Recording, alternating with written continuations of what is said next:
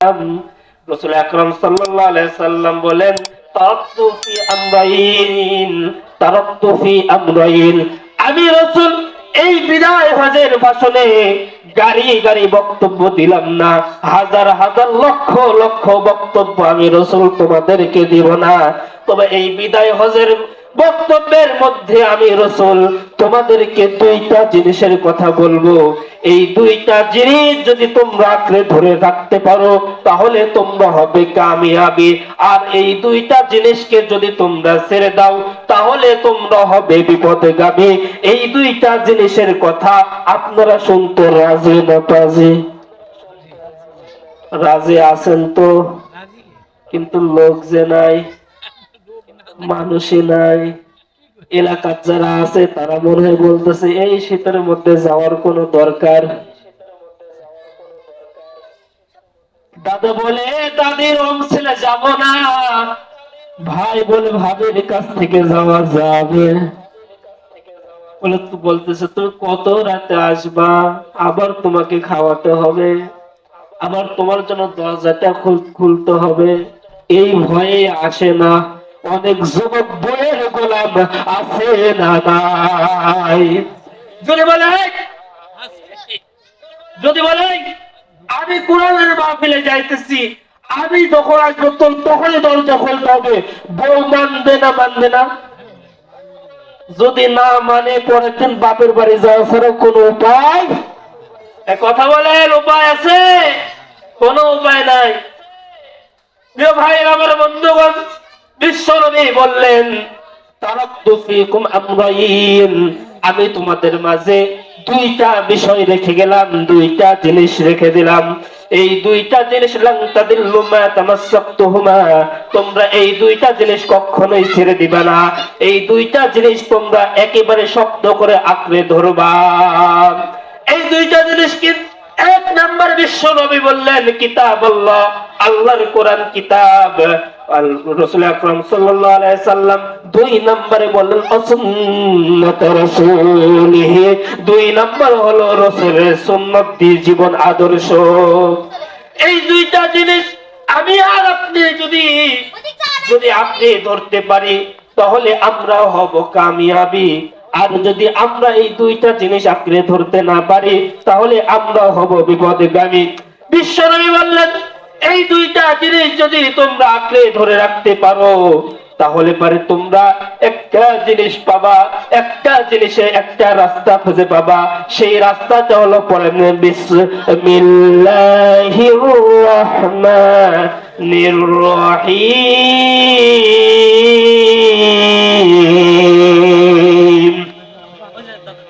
ইহদিনাস সিরাতাল মুস্তাকিম।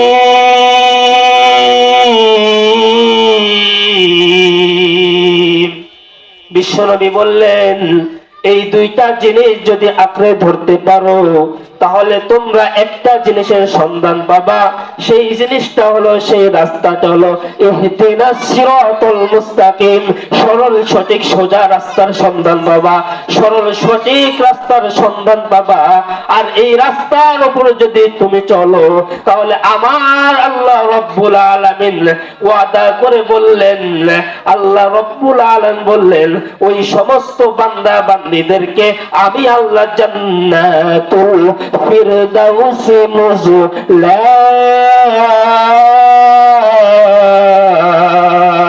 আমি আল্লাহ রব্বুল আলামিন ওই সমস্ত বান্দা বান্দীদেরকে আমার জান্নাতুল ফিরদাউসটা নাজিল করে দেব।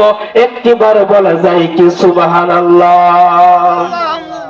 প্রিয় ভাই আমার বন্ধুগণ, আল্লাহ রব্বুল আলামিন বললেন ইন্নাল্লাযীনা আমানু, নিশ্চয় যারা ঈমানদার হবে, যারা মুত্তাকি হবে, যারা পরহেজগার হবে, এই সমস্ত বান্দা বান্দির জন্য আমি আল্লাহ রব্বুল আলামিন একটা কাজ দিলাম। ইন্নাল্লাযীনা আমানু, যারা ঈমান আনবে, ওয়া আমিলুস সালিহাত, এবং যারা আমলে সালেহ করবে, এই সমস্ত বান্দা বান্দিদের কাজ হলো আমলে সালেহ করতে হবে। আর আমলে সালেহ যে বান্দা বান্দিরা করবে এই সমস্ত বান্দা বান্দীদের জন্য আমি আল্লাহ রাব্বুল আলামিন বললাম জান্নাতুল ফিরদাউসি নুজুলা। আমি আল্লাহ রাব্বুল আলামিন বললাম ওই সমস্ত বান্দা বান্দীদেরকে আমি আল্লাহ রাব্বুল আলামিন জান্নাতুল ফিরদাউস দান করব। আওয়াজ দিয়ে বলা যায় কি আল্লাহু আকবার। কেউ মুসলমান ভাইরা, আল্লাহ রাব্বুল আলামিন পরের অংশে অপর এক আয়াতে জাগতে বলতেছে ইন্নাল্লাযীনা ক্বালু, নিশ্চয় যারা বলে রব্বুনাল্লাহ, আমাদের রবকে বলবেন না, বলেন আমাদের রবকে আল্লাহ, আরেকটু জোরে বলেন রবকে আল্লাহ। তাওয়াক্কালতু আলাল্লাহ, ভরসা করি কার উপর? কোন আজা বাবা, খাজা বাবা, বাবারে বাবা, কুতুব বাগ, সাহেব বাগ, কোন বন্ধ পীরের উপর আমরা ভরসা করি না। কথা বলেন ঠিক কিনা মুসলমান? ও ভাইয়েরা আমার বন্ধুগণ, কিন্তু আমাদের এলাকায় অনেকেই আছে বাবার দরবারে যায় কি যায় না? কথা বলেন যায় কি যায় না?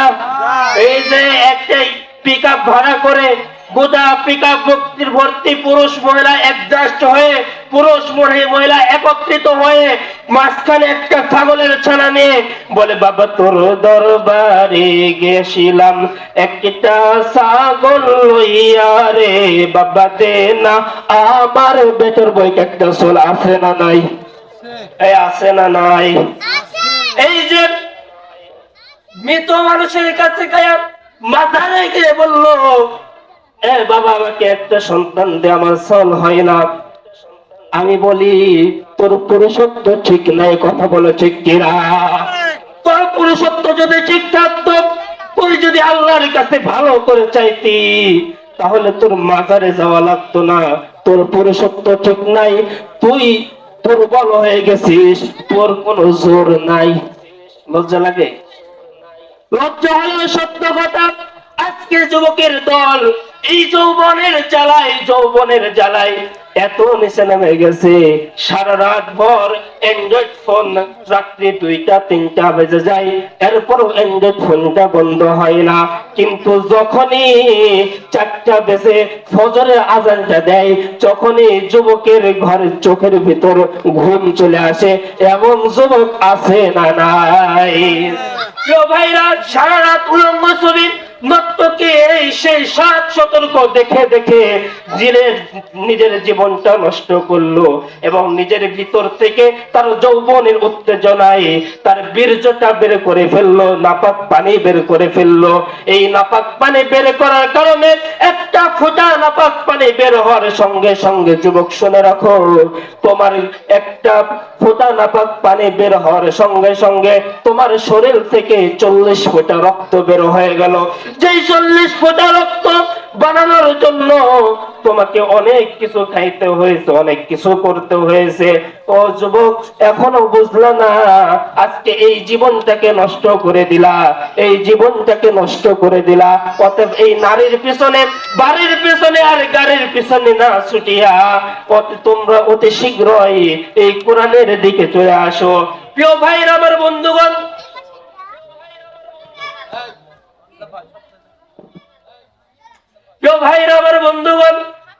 যে কথা বলতেছিলাম, আল্লাহ রাব্বুল আলামিন বললেন ইন্নাল্লাযীনা ক্বালু, নিশ্চয় যারা বলে রব্বুনাল্লাহ,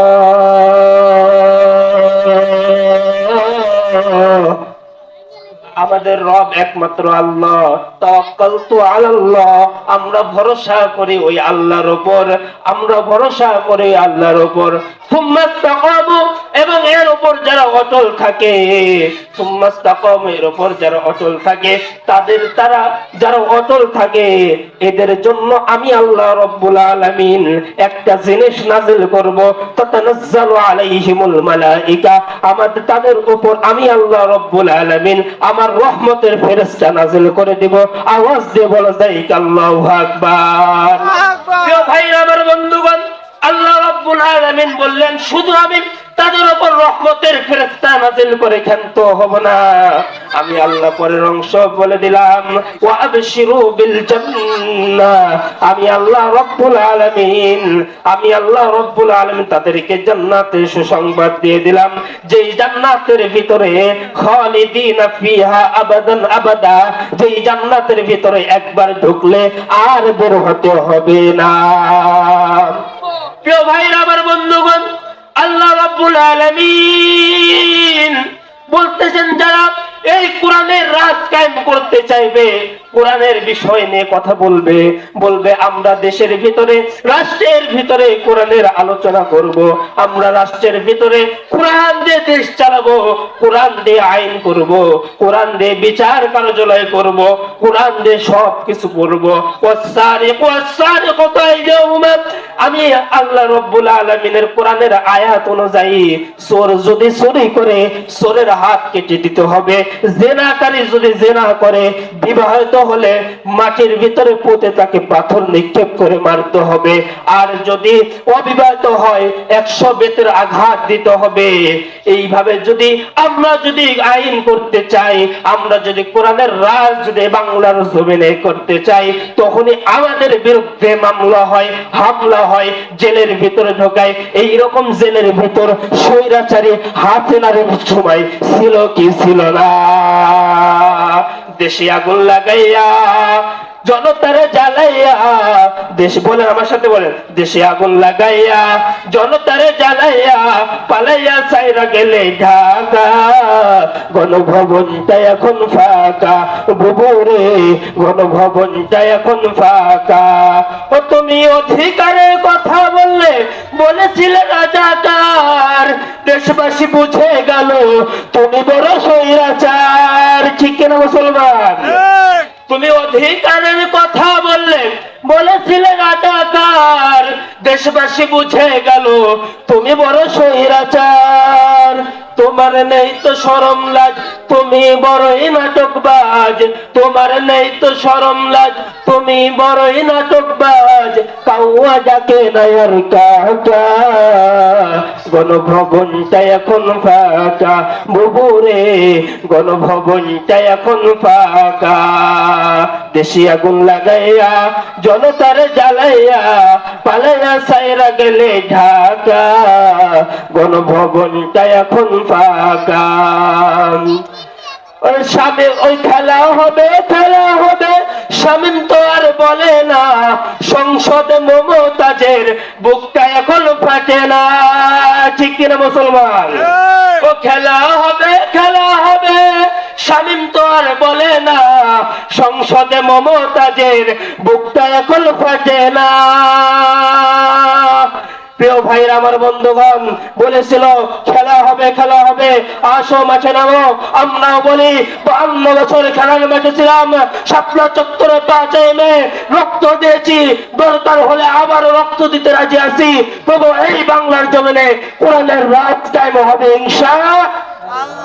প্রিয় ভাইরা আমার বন্ধুগণ, আপনারা কি কোরআনের পক্ষে না বিপক্ষে? পক্ষে যদি হন তাহলে আওয়াজ এত কম কে? আমি ওয়াজ করতে করতে বক্তার কণ্ঠ শেষে দেখি কথাই হয় না, মানুষ হোক আর না হোক এর সাথে কম মানুষের কথা কয়ে ছাড়ছে। আপনার এলাকার কিরম? নিজের এলাকার প্রশংসা করবো, তা না বদনাম করা লাগিচ্ছে। প্রিয় ভাইরা আমার বন্ধুগণ, আল্লাহ বললেন ইন্নাল্লাযীনা ক্বালু, যারা বলে রব্বুনা আল্লাহ, আমাদের রব একমাত্র আল্লাহ, তাদেরকে সাহায্য করবে কে? আল্লাহ। তাতানাজ্জালু আলাইহিমুল মালায়েকা। প্রিয় ভাইরা আমার বন্ধুগণ, যুগে যুগে যারা কোরআনের বিরুদ্ধে কথা বলতে এসেছে, যারা নবীদের বিরুদ্ধে কথা বলতে এসেছে, সকলেই কিন্তু লাঞ্ছিত অপমানিত হয়ে এই দুনিয়ার জমিন থেকে ত্যাগ করেছে। ঠিক আমাদের এই জামানায়, আমাদের এই জামানায় কোরআনের মাহফিলের বিরুদ্ধে কথা বলেছে, উলামায়ে কেরামদেরকে ফাঁসির মঞ্চে ঝুলাইছে, উলামায়ে কিরামদেরকে নির্যাতনের স্ট্যান্ডার্ড চালিয়েছে তাদের উপর। মুসলিমদেরকে জালেমেরা মুসলিমের উপর অত্যাচার করেছে। তারাও কিন্তু এই যে যারা এই সমস্ত কাজ করেছে তারাও কিন্তু এই দুনিয়ার জমিন থেকে, এই বাংলার জমিন থেকে লাঞ্ছিত অপমানিত হয়ে চলে গেছে। কথা বলেন ঠিক কিনা? এর চাক্ষুষ প্রমাণ হলো জালিম হাসিনা এখন মামুর বাড়ি দিল্লিতে আছে। আওয়াজ করে বলেন ঠিক কিনা? ভাইরা আমার, বন্ধুগণ আমার, আল্লাহ রাব্বুল আলামিন বললেন যারা কোরআনের কথা বলবে, যারা কোরআনের বিষয় নিয়ে কথা বলবে, যারা কোরআনের রাজ দুনিয়ার জমিনে কায়েম করতে থাকবে, যুগে যুগে তাদের উপর অত্যাচার আসবে। মুসা আলাইহিস সালামের সময় ফিরাউন এসে অত্যাচার করেছে, ইব্রাহিম আলাইহিস সালামের সময় নমরুদ এসে অত্যাচার করেছে, হযরত মুহাম্মদ আরবি রাসূল আকরাম সাল্লাল্লাহু আলাইহি সাল্লামের সময় আবু জেহেল, আবু লাহাব, উতবা, শাইবা এরা কিন্তু অত্যাচার করেছে, কিন্তু কেউ কিন্তু বাঁচে নাই। তাব্বাত ইয়াদা আবি লাহাব, আল্লাহ বললেন হে লাহাব তোর হাতটা ধ্বংস হোক, হাত ধ্বংস হয়ে গেছে, প্যারালাইজ হয়ে গেছে। মুসা আলাইহিস সালামের সময় নমরুদ এসেছিল, নেংরা একটা প্রতিবন্ধী মশার মাধ্যমে দুনিয়ার জমিন থেকে চলে গেছে। ফিরাউনের সময়, মুসা আলাইহিস সালামের সময় ফিরাউন এসেছিল, ফিরাউন নীল নদের ভিতরে ডুবে বালি চাপা দিয়ে মারা গেছে। অতএব এই কোরআনের রাজ কায়েম তারা করতে এসেছিল। মুসা আলাইহিস সালামের পরীক্ষা দিতে হয়েছে, ইব্রাহিম আলাইহিস সালামের পরীক্ষা দিতে হয়েছে, আমাদের নবীর পরীক্ষা দিতে হয়েছে। আমরা উলামায়ে কিরামগণ, আমরা মানুষেরা, মুসলমানরা ওই নবীর উম্মত, কোরআনের আইন চালু করব বাংলার জমিনে, আমাদেরকেও পরীক্ষা দিতে হবে কি হবে না? প্রিয় ভাইরা আমার, বন্ধুগণ এর জন্য কথায় একটা কথা আছে, ঈমান আছে যার পরীক্ষা আছে তার, আর ঈমান নাই যার পরীক্ষা নাই তার। কথা বলেন ঠিক কিনা? বাজান আমার ভাইরা, ঈমান এনেছিল হযরত আব্দুল উজ্জা যখন ঈমান আনলো, ঈমান আনার পূর্বে সে ছিল বিধর্মী। এখন চাচার বাড়িতে লালিত পালিত হয়েছে, বাবা ছোটবেলায় মারা গেছে, মা আর সন্তান চাচার সাথে লালিত পালিত হয়। ইতিমধ্যে রাসূল আকরাম সাল্লাল্লাহু আলাইহি সাল্লামের কালিমার দাওয়াত যখন শুনে নিল আব্দুল উজ্জা কালিমার দাওয়াত শুনে চাচাকে ডাকতে বলতেছে, চাচা, ও চাচা যান, এই মক্কা নগরীতে একটা ভালো মানুষ আছে যার নাম আব্দুল্লাহর ছেলে মুহাম্মদ সাল্লাল্লাহু আলাইহি ওয়াসাল্লাম। এই আব্দুল্লাহর ছেলে মুহাম্মদ আমি জানি যে ভালো মানুষ, কিন্তু চাচা এরপরেও আপনার কাছে জানতে চাই, চাচা বলেন তো চাচা, ওই আব্দুল্লাহর ছেলে মুহাম্মদ আপনার কাছে কেমন? চাচা ডাকতে বলেন, হ্যাঁ ওই আব্দুল্লাহর ছেলে মুহাম্মদ অনেক ভালো, জীবনে কোনোদিন মিথ্যা কথা বলে নাই, জীবনে কোনোদিন অন্যায় কাজ করে নাই। ওই আব্দুল্লাহর ছেলে মুহাম্মাদের বিরুদ্ধে সম্পর্কে কোনো রিপোর্ট নাই এই মক্কা নগরীতে। এবার আব্দুল উজ্জার চাচাকে ডাক দিয়ে বলে, চাচা, ও চাচা যান, তাহলে আপনি কেন ওই আব্দুল্লাহর ছেলে মুহাম্মাদের উপর ঈমান আনেন না? চাচা ডাক দিয়ে বলতেছে,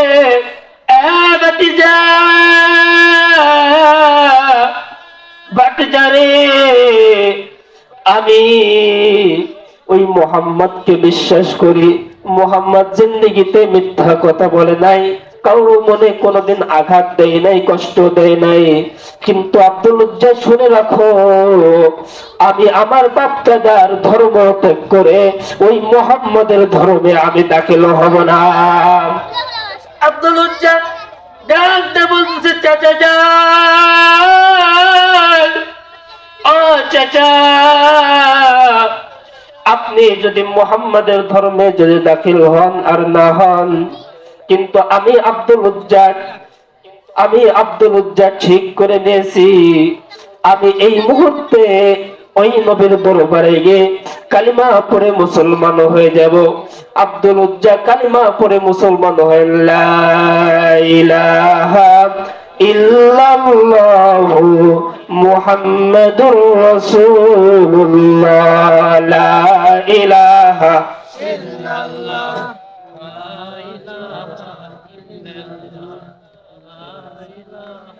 হয় না লা ইলাহা ইল্লাল্লাহ, লা ইলাহা।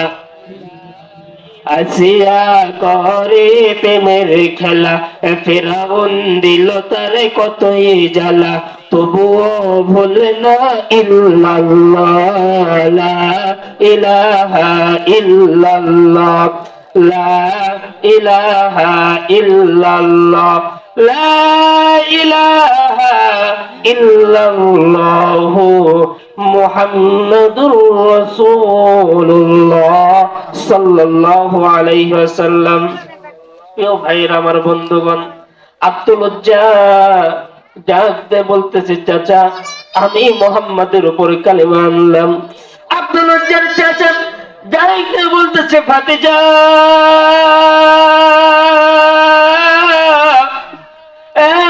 ভাতিজা,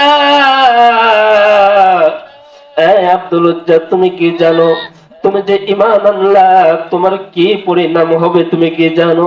বলেন না চাচা আমি জানি না আমার কি পরিণাম হবে। আব্দুল উজ্জার চাচা ডাকতে বলে, আব্দুল উজ্জা রে,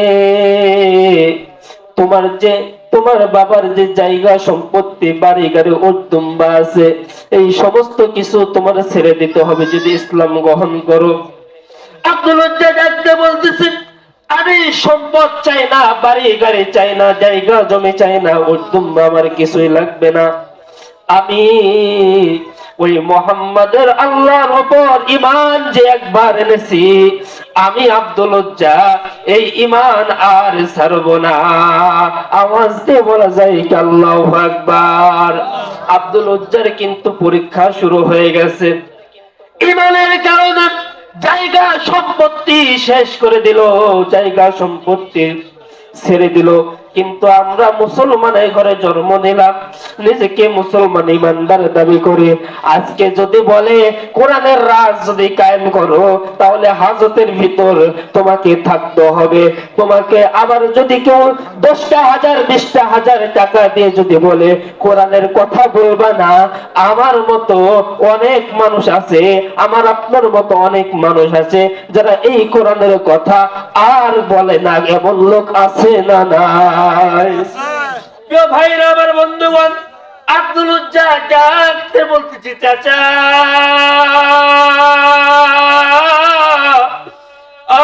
চাচা আমার জায়গা জমি সম্পদ কিছুই দরকার নাই।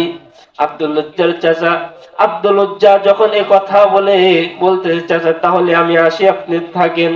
আব্দুল উজ্জা সামনে একটু অগ্রসর হয়, হঠাৎ করে চাচা পিছন থেকে ডাকতে বলে, আব্দুল উজ্জা এখনো তো হিসাব বাকি আছে, এখনো তো হিসাব অনেক বাকি। আব্দুল উজ্জা ডাকতে বলে, চাচা আর কি নিবা? জায়গা জমি সম্পত্তি সব কিছুই তো নিয়ে নিলা, আর দেওয়ার মতো তো আমার কিছুই নাই। আব্দুল উজ্জার চাচা কতটা নির্লজ্জ হলে পারে এমন কথা বলতে পারে?